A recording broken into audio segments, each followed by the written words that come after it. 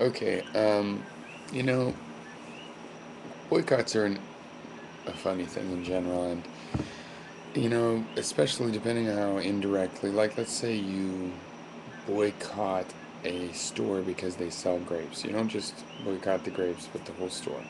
I think that's probably counterproductive. Boycotting the grapes also kind of difficult because if you know the details of that old boycott, difficult to pull off. Um, the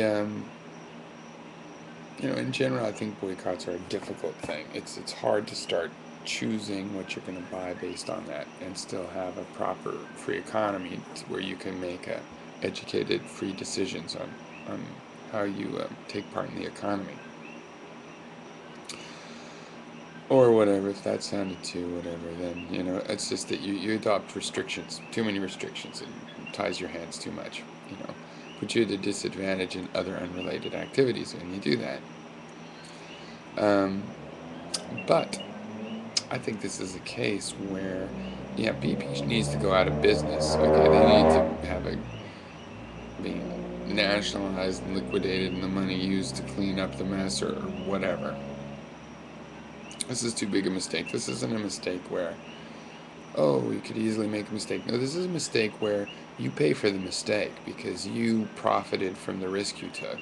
You didn't have to take the risk so thick. You could have took less of a risk. You decided no, so you're keeping the profits, right? I'm sure that's not all coming back. So, you know, there's a serious problem here. And as far as the collateral damage, well, you know what? If a gas station's owned by just some guy in some town in Kentucky and it's a BB gas station, it's time to try to get yourself, a Chevron license or whatever it takes, I don't know, Tesoro or something. Because, the time has run out. BP needs to be out of business. You understand? They've destroyed a huge part of the planet. You don't get to just kill something that huge and important, all right? And it doesn't matter.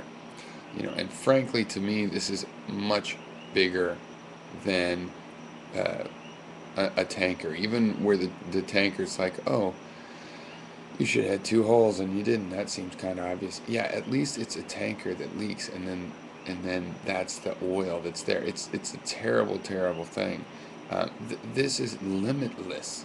The risk they took at not being able to contain or stop a flow like this, when they know all the pressures, they know all the engineering to know that if that thing breaks, it's just going to flow forever until they can cap it. So they know in a situation like that, they'll have to fill it. And yet they don't have the technology. They're just randomly.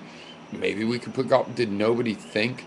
How do we clog one of these if we have to? Nobody thought of that. They just have to think of random ideas. Let's fill it with fish. I know, jam. And no. So I think in this case, yeah, people running gas stations need to get other suppliers or something. BP needs to go out of business. It's not like it's the end of the world. It's not like they'll burn all their property. Some other person will buy it. Probably somebody that runs BP now will buy some huge chunk. And but even and under a new name. But even so, fine. Even if you just killed the brand, but they can't just change the name. You have to disassemble a company. You know, take the company apart. Um, the other thing is obvious. There has to be some answers now. It doesn't have to be, oh, no drilling. How about just when you do drill, you got to do it correctly. I think we also ought to form, like the Army Corps of Engineers need an extension arm where they come in and do some heavy lifting when there's something like this. No, we don't have the right equipment, only BP does. Okay, well, we'll use BP's equipment.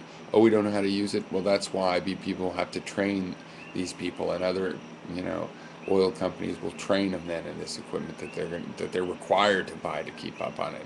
And we'll have a team that comes in and thinks about some of these things ahead of time, like, hey, when it leaks, how we fill it? Oh, well, let's fill it with toads. No, you know, they'll have thought ahead of time. They won't just be totally random, crazy stuff. There should be, they want to drop a cap down there.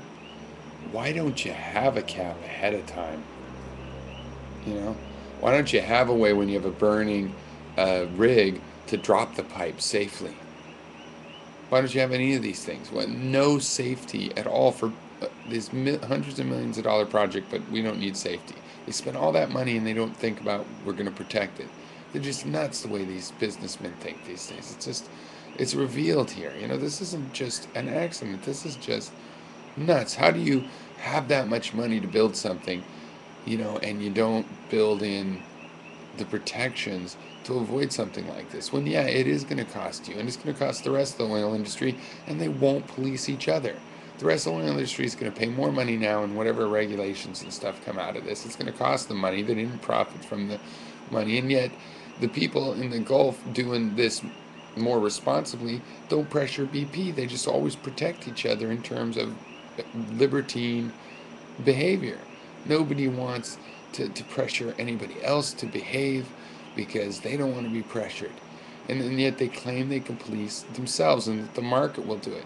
Well, why hasn't it? Do you think they didn't pressure BP to be more careful, or the contractor that BP was using to be more careful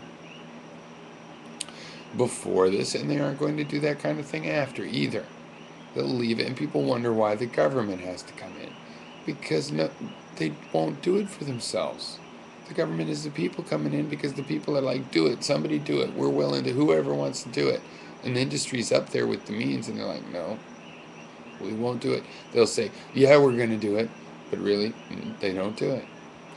So yeah, I think a boycott's appropriate, and I think also just seizing the assets in status, and letting BP keep running its operation, but start pouring over the books and everything, and they're just nationalized, and all of the stockholders will be paid off when the oil problem is resolved, and after the costs of that have been recouped from the value of BP.